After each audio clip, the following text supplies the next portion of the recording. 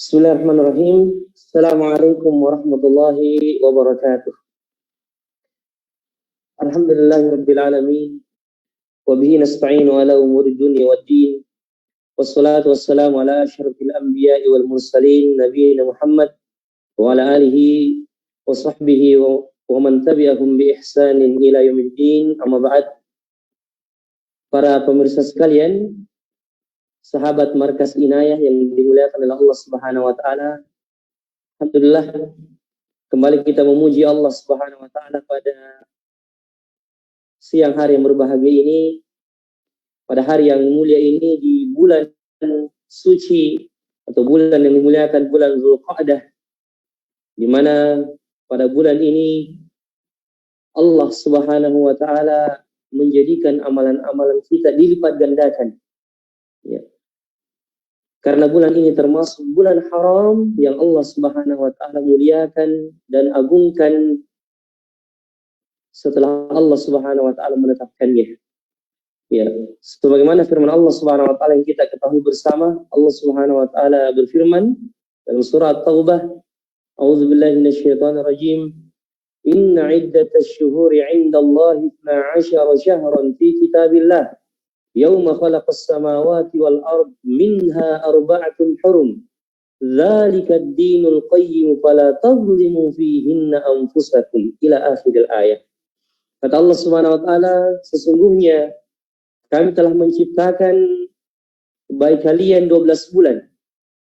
Di mana 12 bulan tersebut kami jadikan di antaranya 4 bulan yang dimuliakan, diagungkan.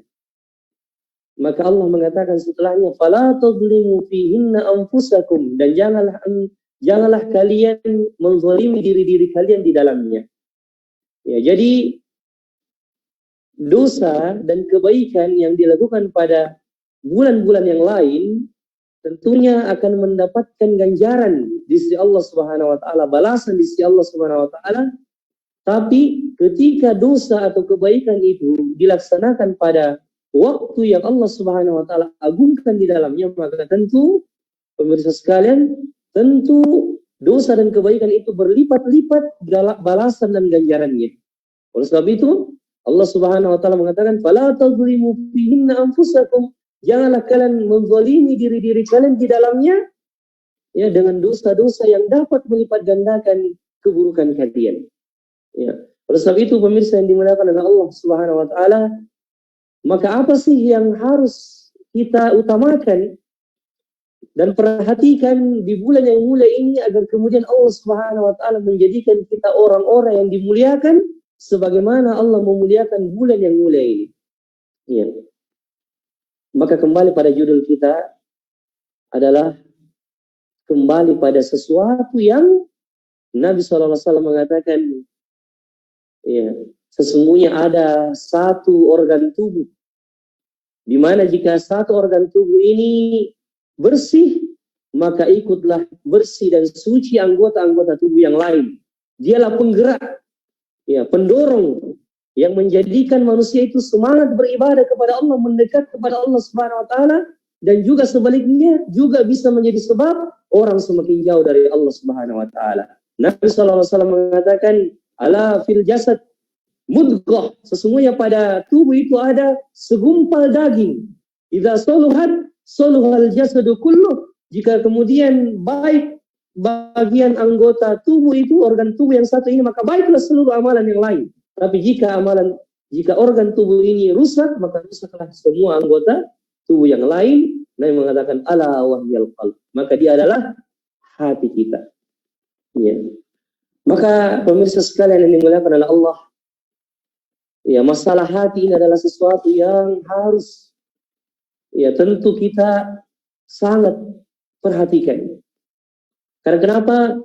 Dialah penentu keberhasilan, ya, dunia kita dan juga kehidupan akhirat kita. Dan juga dia penentu dan pendorong bagaimana kita semangat dalam beribadah dan bagaimana kita bisa meninggalkan dosa sejauh-jauhnya. Oleh sebab itulah pemirsa yang dimuliakan oleh Allah, masalah mensucikan hati ini sangat diperhatikan oleh Allah Subhanahu wa taala, sehingga Allah menyebutkan beberapa ayat di dalam kitabnya mengenai keutamaan mensucikan jiwa dan hati tersebut. Di antaranya Allah Subhanahu wa taala mengatakan di dalam surah yang sering kita dengarkan bersama di sholat Jumat dan sholat Idul Fitri dan Idul Adha, dalam surah Al-A'la Allah Subhanahu wa taala mengatakan qad aflaha man tazakka wa dzakara isma rabbih fasalla.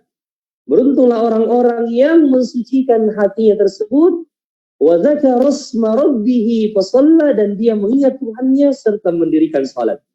Bayangkan pemirsa sekalian, Allah Subhanahu wa taala mendahulukan penyebutan penyucian jiwa dibandingkan pelaksanaan salat. Itu bisa diambil faedah karena seseorang tidak bisa melaksanakan salat dengan baik jika hatinya tidak bersih, jika hatinya kotor. Oleh sebab itulah, agama kita sangat menjunjung tinggi, sangat memperhatikan masalah tazkiyatun nafs, mensucikan jiwa tersebut. Di antaranya, kita bisa bayangkan ketika Allah Subhanahu wa taala menyebutkan satu surah di dalam Al-Quran yang diawali dengan sumpah, dan sudah menjadi kaidah dalam kaidah tadabbur bahwasanya jika Allah Subhanahu wa taala menyebutkan sumpah di awal surah, maka menunjukkan bahwasanya ada sesuatu yang Allah ingin tekankan setelah menyebutkan sumpah di dalam surah atau ayat-ayat di dalam Al-Quran. Seperti contoh ketika Allah Subhanahu wa taala mengatakan a'udzubillahi minasyaitonir rajim, bismillahirrahmanirrahim, wattini wazzaitun wa turi sinin wa hadzal baladil amin laqad khalaqnal insana fi ahsani taqwim. Allah menyebutkan 4 macam sumpah di situ. Allah mengatakan wattin, demi buah tin, wazzaitun, demi buah zaitun, wa turi sinin, demi bukit Sinai yang dimuliakan ini, tempat Nabi Musa menerima wahyu. Kemudian wa hadzal baladil amin, demi kota suci Mekah yang aman ini. Lalu apa yang Allah tekankan di situ? Jawaban sumpah tersebut mengatakan laqad khalaqnal insana fi ahsani taqwim, dan sesungguhnya kami telah menciptakan manusia dalam bentuk yang sebaik-baiknya. Makanya Allah, kata ulama kita, Allah ingin menekankan di sini bagaimana Allah memuliakan kita, penciptaan kita, sehingga kita mensyukuri nikmat tersebut dengan beribadah kepada Allah. Apalagi Allah mengatakan setelahnya, tsumma radadnahu asfala safilin, maka kami akan mengembalikan mereka pada tempat yang serendah-rendahnya, kecuali siapa? Illalladzina amanu, orang-orang yang beriman, wa amilus sholihat, dan beramal soleh, falahum ajrun ghairu mamnun, maka baginya pahala yang tidak terputus. Intinya, saya kembali bahwasanya Allah Subhanahu wa taala jika ingin menekankan sesuatu di dalam Al-Quran, Allah mendahului dengan sumpah. Sebagaimana uslub, metode orang Arab dalam berbicara, jika ingin menekankan sesuatu, dia awali dengan sumpah biasanya. Sumpah dengan nama Allah. Tallahi, billahi, wallahi. Demi Allah. Kemudian dia menyebutkan sesuatu yang dia ingin yakinkan orang dengan sesuatu itu. Maka coba kita perhatikan pemirsa sekalian, ada satu surah di dalam Al-Quran yang dimana surah tersebut diawali dengan berapa sumpah? 11 macam sumpah. Semua surah di dalam Al-Quran jika Allah mengawalinya dengan sumpah, kadang Allah mengawalinya dengan 1 sumpah saja, 2 sumpah, 3 sumpah, ada yang sampai 5 sumpah. Tapi ada satu tempat di dalam Al-Quran di mana pada surah ini Allah Subhanahu wa taala memulai dengan 11 macam sumpah karena Allah ingin menekankan sesuatu yang sangat harus diperhatikan oleh manusia pada hal tersebut. Allah mengatakan bismillahirrahmanirrahim, wasyamsi waduhaha wal qamari idza talaha. Wasyamsi, demi matahari, waduhaha, demi sinarnya yang memberikan cahaya di pagi hari, wal qamari idza talaha, demi bulan yang beredar pada peredarannya, wan nahari idza jallaha, demi siang, wal laili idza yaghshaha, demi malam, kemudian wal ardi, demi bumi, wa ma tuhaha, demi penciptaannya, was samai wa ma banaha, demi langit dan juga demi penciptaannya. wa nafsin wa masawaha, demi jiwa dan apa yang bergejolak di dalamnya. Intinya 11 macam sumpah Allah Subhanahu wa taala sebutkan di situ untuk menekankan apa? Allah mengatakan qad aflaha man zakkaha wa qad khaba man dassaha. Sungguh beruntung orang yang mensucikan dirinya dan sangat celakalah orang-orang yang mengotorinya. Bayangkan jemaah sekalian, Allah memakai 11 macam sumpah untuk menekankan hal yang satu ini, yaitu apa? Tazkiyatun nafs, mensucikan jiwa. Ya. Oleh sebab itulah, ya kata ulama kita, tidak ada hal yang sangat perlu diperhatikan seorang hamba sebelum ibadah-ibadah yang lain, kecuali masalah hatinya dulu. Bagaimana dia memperhatikan tazkiyatun nafs tersebut? Ya, tidak lain dan tidak bukan adalah, pertama dia harus mensucikannya dari semua jenis macam maksiat. Ya, bahkan maksiat-maksiat yang berhubungan dengan hati. Ya, ini dinamakan at-takhliyah, mengosongkan, mensucikan, membersihkan apa-apa yang mengotori hati tersebut dari jenis macam maksiat dan keburukan akhlak. Di antaranya contohnya, ya, seorang hamba berusaha mensucikan diri dari penyakit riya, sombong, ya, berbangga diri, sum'ah, ingin didengarkan, ya, mensucikan dirinya juga dari perkataan dusta, menipu, sifat nifaq dan sebagainya. Itu ya berkaitan dengan bagaimana at-tathhir, mensucikan dan mengosongkan hati dari semua macam penyakit hati dan keburukan hati ini. Setelah itu barulah diisi, setelah itu dengan amalan-amalan hati yang dapat mendekatkan diri kita kepada Allah Subhanahu wa taala, seperti tawadu, ya, kemudian ya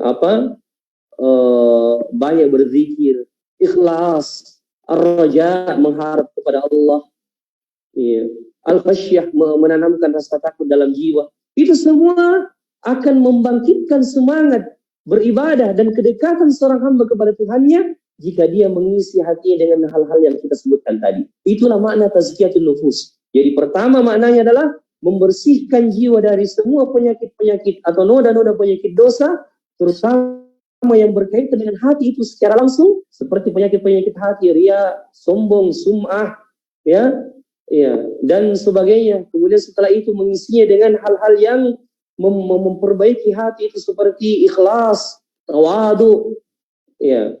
Kemudian ya, salamatus sadar, tidak menaruh dendam kepada saudara-saudara kita, ya, mahabbah, ar-raja, rasa takut kepada Allah, berharap kepada Allah. Itu semua diantara hal-hal yang paling ditekankan dalam masalah penyucian jiwa. Ya. Kemudian pemirsa sekalian yang dimuliakan oleh Allah Subhanahu wa taala, ya. Namun pertanyaannya sekarang, ketika ada yang bertanya, kalau begitu, kaifa nuzakki anfusana? Bagaimana kalau begitu, bagaimana kita mensucikan jiwa kita ini, khususnya ketika kita sudah masuk pada bulan haram, bulan yang sangat dimuliakan Allah ini. Iya. Karena sesungguhnya Allah Subhanahu wa taala memuliakan hamba yang memiliki hati yang bersih. Iya, sebagaimana doa dari Nabi Ibrahim alaihissalam, wala tukhzini yauma yub'atsun. Ya, yauma la yanfa'u malun wala banun illa man atallaha biqalbin salim. Hari yang dimana tidak bermanfaat lagi harta dan anak-anak, illa man atallaha biqalbin salim, kecuali yang datang kepada Allah dengan hati yang bersih, hati yang selamat. Mereka itulah yang memperhatikan tazkiyatun nufus, yang selalu memperhatikan keadaan dan kondisi hatinya. Ya, oleh sebab itulah nikmat penyucian jiwa yang sangat besar jika seseorang telah mendapatkannya. Sebagaimana Allah menyebutkan juga, ya, di antara hikmah diutusnya Nabi kita Muhammad sallallahu alaihi wasallam, ya, di dalam Al-Qur'an, laqad manallahu 'alal mu'minin idz ba'atsa fihim rasulan min anfusihim yatlu 'alaihim ayatihi wa yuzakkihim wa yu'allimuhumul kitaba wal hikmah wa in kanu min qablu lafi dhalalin mubin. Sungguh telah Allah karuniakan kepada orang-orang beriman, anugerahkan kepada orang-orang beriman, ketika Allah mengutus kepadanya seorang rasul di tengah-tengah mereka, yatlu alaihim ayatihi, membacakan ayat-ayat Allah kepada mereka, wa yuzakkihim, dan mensucikan jiwa-jiwa mereka serta mengajarkan kitab dan sunnah kepada mereka. Ya, maka sekali lagi nikmat penyucian jiwa ini jika telah didapatkan oleh manusia adalah nikmat yang sangat besar yang tidak ada bandingannya, yang merupakan dorongan yang paling kuat untuk mendekatkan diri kita kepada Allah Subhanahu wa taala. Lalu bagaimana? Ya, kita masuk pada inti pembahasan dan poin terakhir, kaifa nuzakki anfusana? Bagaimana kita mensucikan jiwa kita? Ya.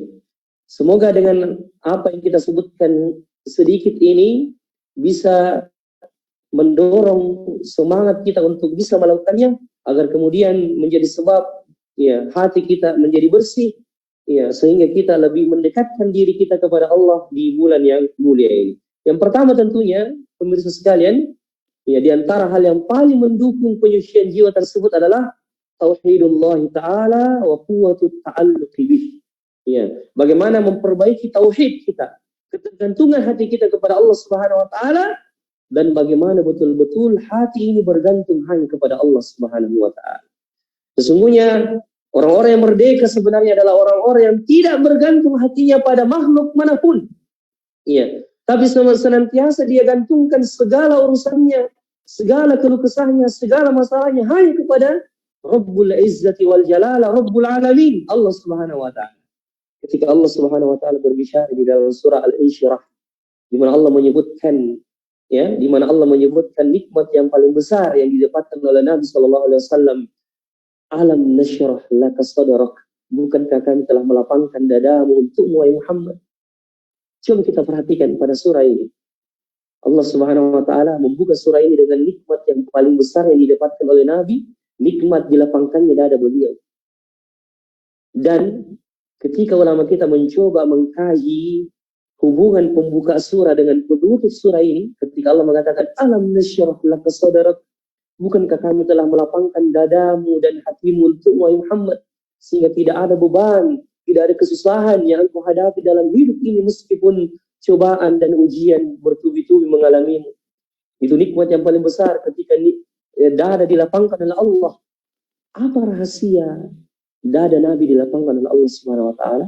Perhatikan akhir surah ini, Allah mengatakan fa idza faragta fansab wa ila rabbika farghab. Dan kepada Tuhanmu lah engkau berharap. Ya.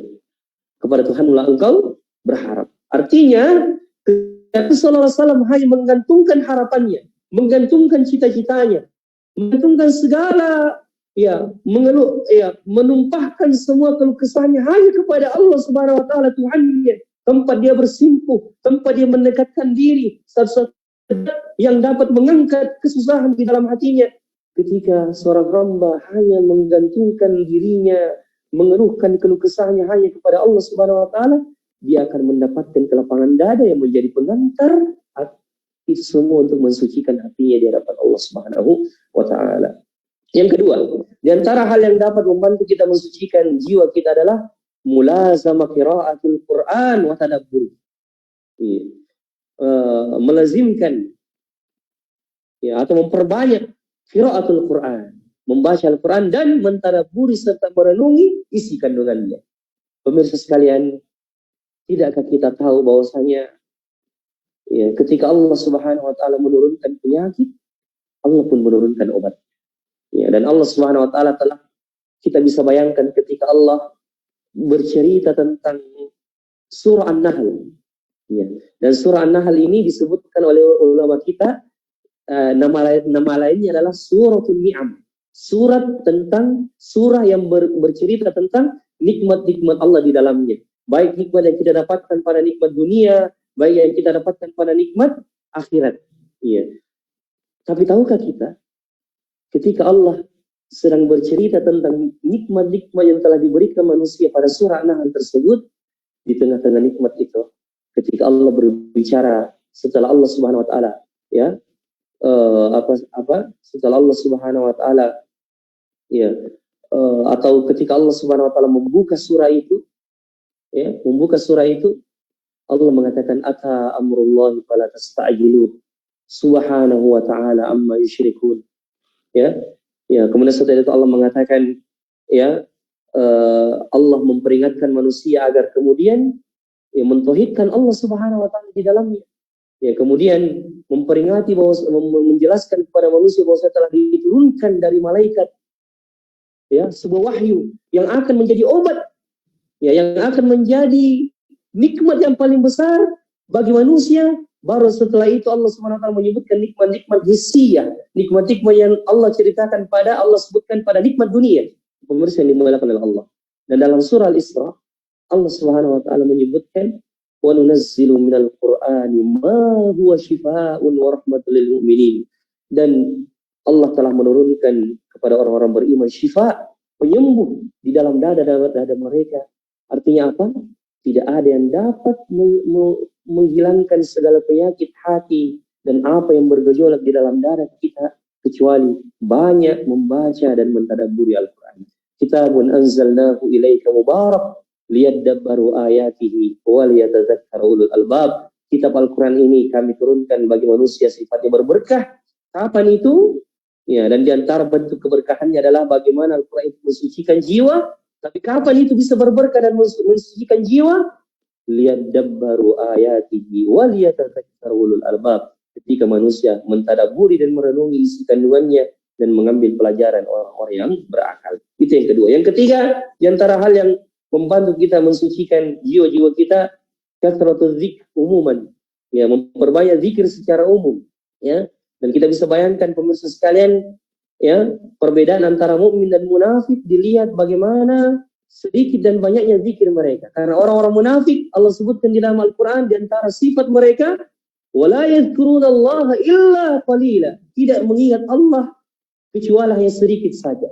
Beda dengan orang beriman, ya. Dan ibadah yang Allah Subhanahu wa taala sebutkan di dalam Al-Qur'an, satu-satunya ibadah yang Allah gandengkan dengan kata-kata banyak itu hanya zikir. Jadi Allah mengatakan wadzakirinallaha katsiran wadzakirat. Ya, orang-orang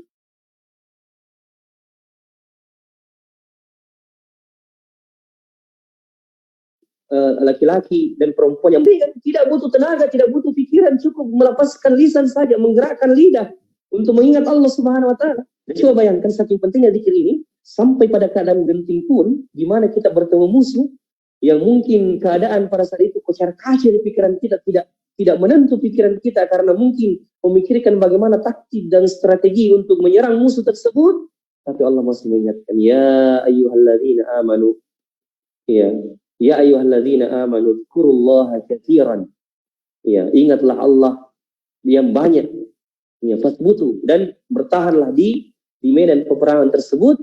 Ya, bayangkan Allah menggandengkan antara zikir dan ketika seorang bertemu dengan musuh dalam keadaan genting seperti itu, Allah masih mengingatkan dan memerintahkan manusia untuk banyak berzikir, karena dengan zikir itu akan membuka nasrullah, pertolongan Allah, baik ketika perang maupun pertolongan Allah ketika kita mendapatkan musibah dan ujian.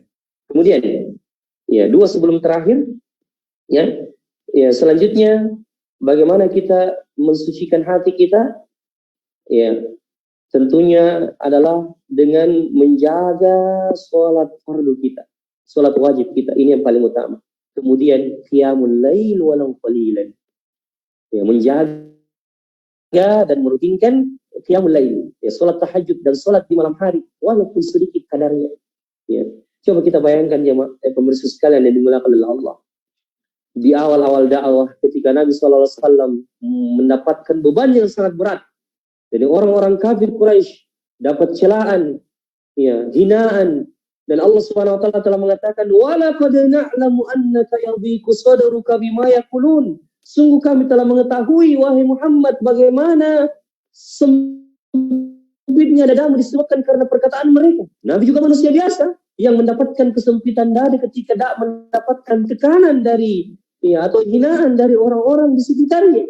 Maka Allah memberikan isyarat, fasabbih bihamdi rabbik, maka pujilah dan bertasbihlah kepada Tuhanmu, wa kum minas sajidin, dan jadilah engkau termasuk orang-orang yang banyak bersujud kepada Tuhan. Subhanallah. Dan di awal-awal dakwah, di antara surah-surah yang pertama kali turun kepada Nabi SAW, di awal-awal dakwah di mana Allah tahu Nabi akan menghadapi orang-orang yang keras kepala, musuh yang banyak, beban yang berat di dalam dakwah, maka Allah menurunkan surah yang memotivasi Nabi dan memberikan penguatan kepada Nabi di jalan dakwah.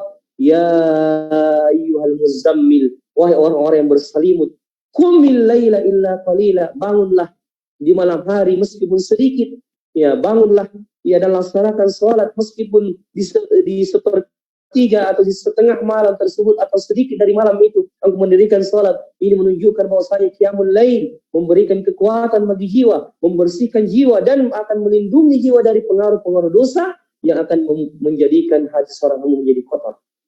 Ya. Maka qiyamul lail meskipun sedikit, saya katakan meskipun 1 rakaat, 2 rakaat, 3 rakaat yang kita rutinkan, insya Allah akan menjaga kondisi hati kita dari hal-hal yang ya tidak diinginkan, ya pemirsa yang dimuliakan oleh Allah. Yang terakhir tentunya ya dari banyak sebenarnya, tapi kita batasi karena waktu yang membatasi kita juga, ya atau 2 sebelum terakhir, ya karena ini penting. Pertama, luzum muhasabatun nafs. Kita banyak-banyak bermuhasabah, mengintrospeksi diri kita. Hasibu anfusakum qabla an tuhasabu. Ya, kata Umar, perbanyaklah introspeksi diri, selalu memeriksa keadaan diri kita, amalan kita, kita koreksi. Jangan kita berbangga dengan amalan kita, meskipun kita sudah diberikan kemudahan untuk beribadah, tapi itu belum cukup. Dan jangan sampai kita ditipu oleh iblis bahwasanya engkau sudah banyak ibadahmu, engkau tidak perlu lagi memperhatikan masalah timu. Tidak, jemaah sekalian, pemirsa sekalian. Tapi bagaimana kita semakin bertambah ibadah kita, tapi semakin juga kita introspeksi diri. Ya, apakah ibadah kita ini sudah benar, sudah khusyuk? Apakah sudah kita tujukan kepada Allah? Apakah kita sesuai dengan sunnah Nabi SAW? Begitu seharusnya seorang hamba selalu berjalan antara rasa cemas dan harap di permukaan bumi ini, agar kemudian Allah SWT memperbaiki keadaan hatinya. Ya, orang yang merasa tinggi hati, selalu merasa suci, ya, selalu mencukupkan ya, selalu merasa sombong, ya, itu akan jatuh ya pada kondisi hati yang paling buruk. Wa na'udzubillahi min dzalik. Sebaliknya, orang yang hatinya terjaga dan selalu dia koreksi, selalu dia introspeksi, Allah akan membimbingnya ke jalan petunjuk yang benar. Yang terakhir sekali, bagaimana kita mensucikan jiwa kita adalah hudurul akhirati fi qalbil qalb.